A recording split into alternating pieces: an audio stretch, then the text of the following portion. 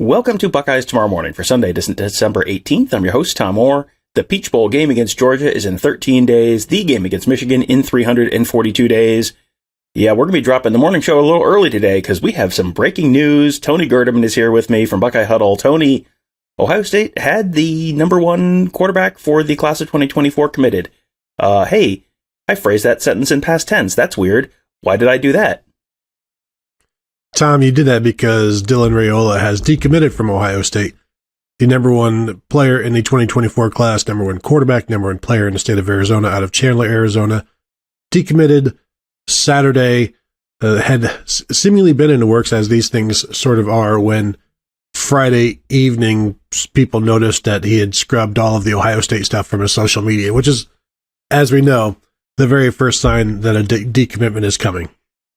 Yeah, and something else that was kind of interesting is Ohio State added the number one receiver for the class of 2024, Jeremiah Smith, earlier this week, and there was no tweet from Dylan Raiola about it, and it was kind of like, that's interesting.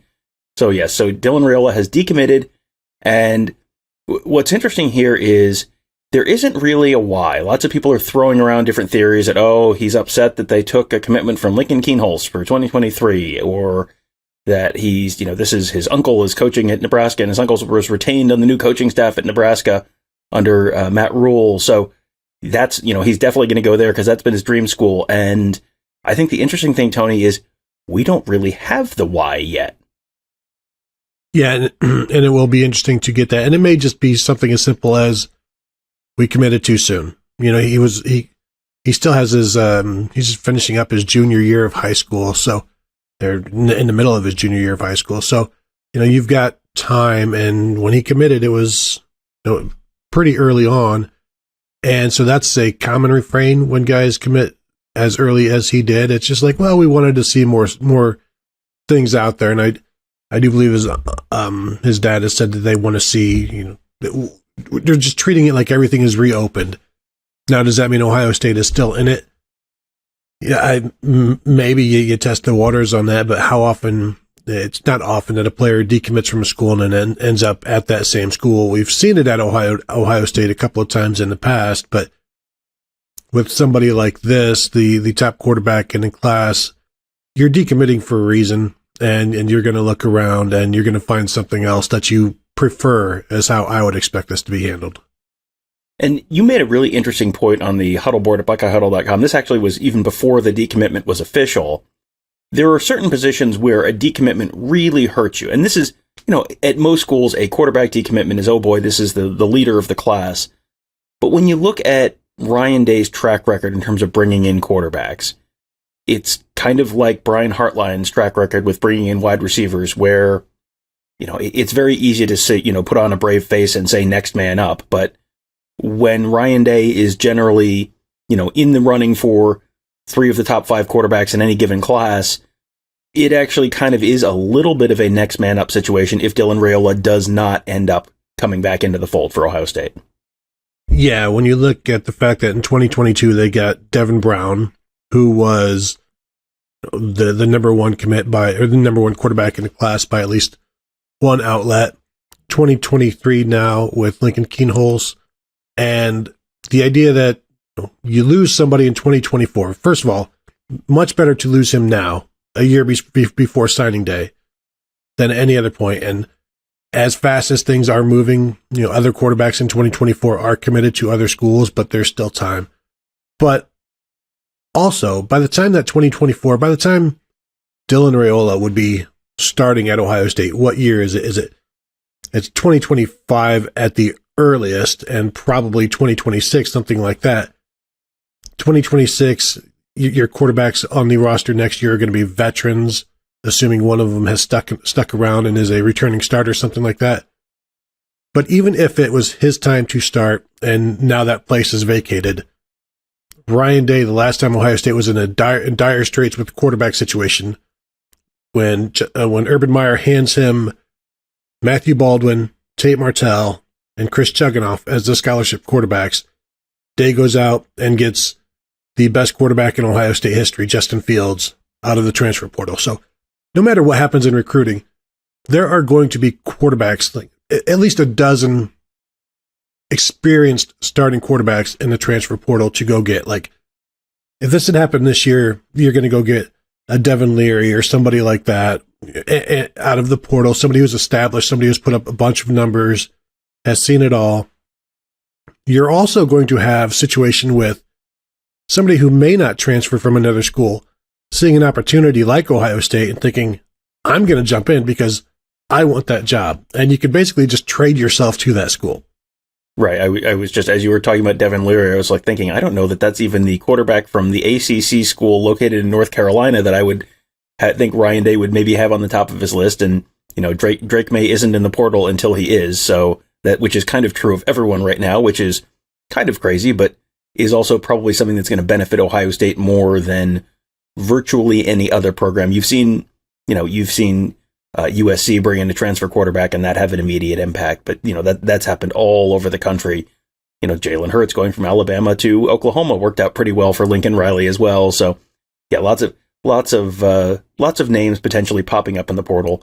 If it does come to that, but it doesn't feel like it's going to come to that this year because Ohio State has Kyle McCord, Ohio State has Devin Brown. They'll have Lincoln Keenholz next year. Again, I'm not expecting Lincoln Keenholz to start in 23, but you have some quality depth there as well. So that's an interesting interesting angle to this. Another one is the idea that he's going to go to Nebraska, and I looked it up, and he has family ties to Nebraska going back to his dad and his uncle's currently on the coaching staff at Nebraska, and this is one of these dream school scenarios. And it is, you look at Nebraska, the history of quarterback development in Nebraska, and it's like, I don't know that that's where he's really going to end up because, Tony, do you know the last time Nebraska had a quarterback drafted? I think I saw you post this on the board. Was it like 2012? 2018, Tanner Lee was drafted in the 6th round. Tony, do you know the last time Nebraska had a quarterback drafted earlier than the 6th round? The 90s? Nope. Keep going. Oh, really? The 60s? Vince Ferragamo was the Rams' 4th rounder in 1977. Then before Tanner Lee, the most recent guy was something called a Keithan McCant, who was picked in the 12th round by the Browns in 1992. And, they ran the triple for a long time, so okay, you're not going to be pumping out West Coast offense quarterbacks if you're running the triple, but also, they haven't been running the triple for like 20 years, and they have 0 NFL appearances for quarterbacks to show for it. And I looked up Matt Rule's history of NFL quarterback development. Is he sort of viewed as this quarterback guy? And, Tony, how many Matt Rule quarterbacks have been drafted in the NFL? If the over-under is 0.5, I guess I would take the over. You would lose. It is 0. I went back and looked. He was at Baylor from 2017 to 2019. Now, in my head, Bryce Petty was on one of those teams because he got drafted by the Jets. He was not. That was in Art Briles' quarterback. None of his quarterbacks from Baylor got drafted. Before that, he was at Temple from basically 2006 to 2016, except for 1 year. None of his quarterbacks got drafted at Temple. And yeah, okay, it's Temple, but what specifically, show me on the doll where the quarterback development is, because I don't feel like that's a real solid, I don't know that that's something you're necessarily going to be able to sell in terms of QB development. So we'll see. Nebraska is obviously not the only school in the running there for him. Potentially, could he go to USC and play for Lincoln Riley? Sure, because Caleb Williams is probably leaving after next year, so that would be coming in with a sort of open quarterback job.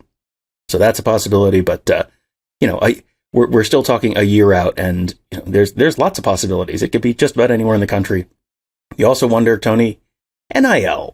How is NIL going to factor into this? Because quarterbacks are obviously some of the most highly sought after players in the nation. Number 1 quarterback in the nation. We just saw the Quinn Ewers, is Dylan Raiola, angling for a kombucha deal here? Like, well, maybe it's hard to say, no to anything.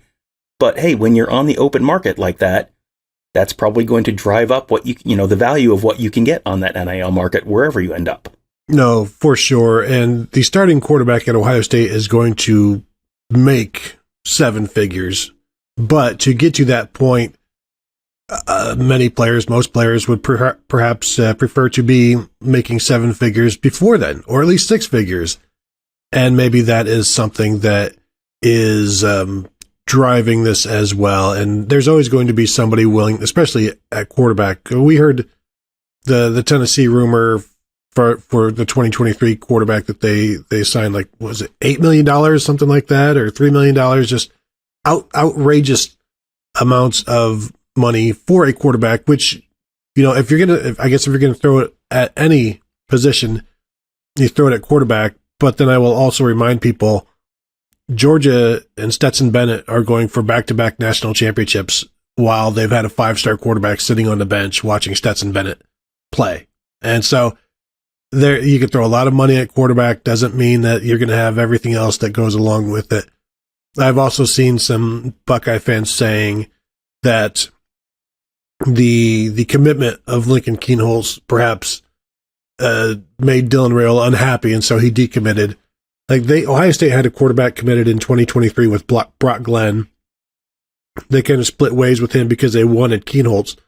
So I think the people, the Venn diagram, Tom, of Ohio State fans who are upset that maybe Dylan Raiola has been upset by this 2023 commit, it probably lines up exactly evenly with the people, the Buckeye fans who say that CJ Stroud doesn't have that dog in him. And so if you don't believe that CJ Stroud has that dog in him and you don't like him, you also cannot then get mad at Ohio State for offering a 2023 quarterback that scares away a 2024 quarterback. Because if you're scared by a 2023 quarterback, do you have that dog in you? And I'm not saying that's what this situation is. I'm speaking specifically to that segment of Buckeye fans who want it both ways in this regard. Yeah, I mean, maybe you have a dog in you, but it is a teacup poodle or something like that. It does not feel like it is, the Rottweiler or pit bull that shows up on that X-ray image that when people show it online. But yeah, I don't really buy that. The makeup that it takes to be a number one in the nation type quarterback, there is a certain amount of, I'm going to use a word that I hate when people use, but swagger and, confidence in belief in oneself is sort of a necessary prerequisite to being that level of quarterback.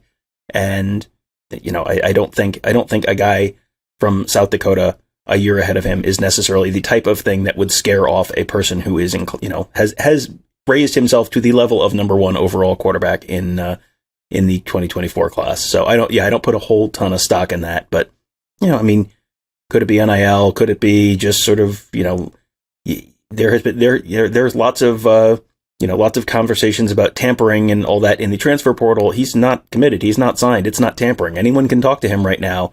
And I'm sure he's got lots of people whispering in his ear that, hey, did you see what USC's doing? Hey, what about Alabama? Hey, what about Georgia? Hey, what about, Texas A&M, Miami, whatever. There's a lot of folks out there whispering, I'm sure, at any highly ranked player right now. So I have a feeling you're going to see more of this stuff nationally in the future. Hey, it just happened to the Washington Huskies like 2 weeks before signing day. So, if it can happen to them, it can happen to Ohio State. It can happen to anyone. And as we said, you're still a year out, and who knows? Maybe he comes back in the class, and this is all sort of water under the bridge. We have seen that before with players decommitting and then recommitting. It's not more often than not, but it does happen. So, Tony, any other thoughts on Raiola or the whole situation? Yeah, let me give you the last 4 quarterback decommitments for Ohio State. And I'll just throw this out there. Dwan Mathis, Emory Jones, Danny Clark, Tristan Wallace. And all of those guys ended up in different places than they decommitted from Ohio State to go to. Like they've all been well-traveled, and Ohio State somehow managed to exist without them. Yeah, and some of those guys went to significant other places. Tristan Wallace went to Oregon, but went to play wide receiver. Danny Clark, they jumped on real early, and he didn't quite develop the way they wanted to. He went to Kentucky and then went to a community college in Mississippi, I think. Dwan Mathis started at Georgia, had a real serious health issue, ended up at Temple, and then Emory Jones started at Florida, and then went at Arizona State, right? Yep. Yes, I was trying to playing my transfer portal QB carousel in my head. I was pretty sure he ended up at Arizona State. None of those guys ended up being people that came back to haunt Ohio State, and we'll see. Boy, Tony, if he does end up at USC, hey, that's going to be a league game pretty soon. He may get to come back and play in Columbus anyway. So wouldn't that be a fun turn of events for both Raiola and Ohio State? So you can find much more on this. Mark Givler has an article on his. Mark Givler is writing up an article as we are recording this. Kevin Noon has already written up an article on this, and of course there is a good lively conversation on the huddle board at BuckeyeHuddle.com right now. You can find all of that at BuckeyeHuddle.com. A good bit of it is free, but there is, of course, a lot of the good stuff also on the insider board. So you can find that all at BuckeyeHuddle.com. Sign up today.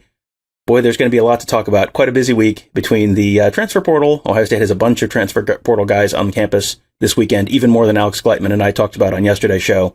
And also got a in-state running back on campus this weekend. I'm sure we're going to talk about that in tomorrow or Tuesday's show as we get some information on how all those visits went. Early signing day is Wednesday. And hey, the Buckeyes do have to play a football game in 13 days. Down in Georgia, you may have heard something about that. Boy, there's a lot to talk about right now. And the only place to talk about it is at BuckeyeHuddle.com. Sign up today. Just give it, as we say, give it a shot. If try it for 30 days. If you don't like it, you're out $13. And that's, think about all the dumb stuff you spent $13 on this week. This will get you a full month of access to a fantastic team of insiders, a great community, lively discussion, great insider info, and much more during what should be one of the more eventful months in Ohio State football history. So that seems like a pretty good way to start. And of all the people who sign up and give it a try, boy, an awful lot of them do choose to stick around. It's almost like it's a great value, a great community, and great insight from a fantastic team of insiders. Sign up today at BuckeyeHuddle.com. That will do it for today. Thank you guys all for joining us. Have a great day. We'll talk to you tomorrow.